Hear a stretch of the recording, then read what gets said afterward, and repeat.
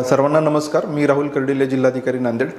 आपल्याला सगळ्यांना माहिती आहे की पेट्रोल आणि डिझेल याचा तुटवडा नसतानाही अशी अफवा पसरवल्यामुळं पेट्रोल पंपांवर खूप मोठ्या प्रमाणावर गर्दी होती आहे आणि आपल्या ज्या डेली आवक आहे त्याच्या 2 पट 2.5 पट पेट्रोल पंपांवर अतिरिक्त ताण येतो आहे. त्यामुळं साहजिकच लोकांमध्ये घबराट होते.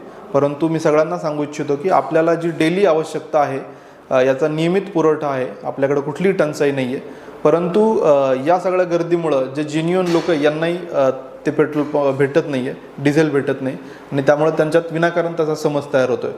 माझं सर्व नांदेडकरांना आव्हान आहे की कृपया आपण अनावश्यक पद्धतीने खरेदी करू नये.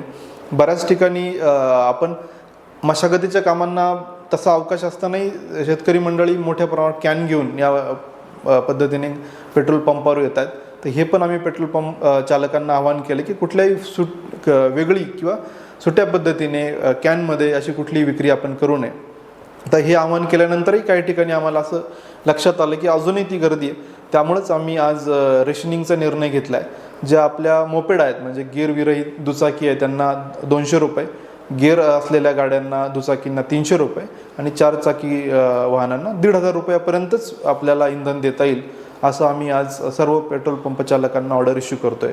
आणि परत एकदा आवाहन करतो की कृपया आपण आपलं जे नॉर्मली आपण ज्या पद्धतीने वागतात त्याच पद्धतीने आपलं सुरळीत ठेवा. आपल्याकडं पुरेसा साठा आहे, पुरेशी आवक आहे.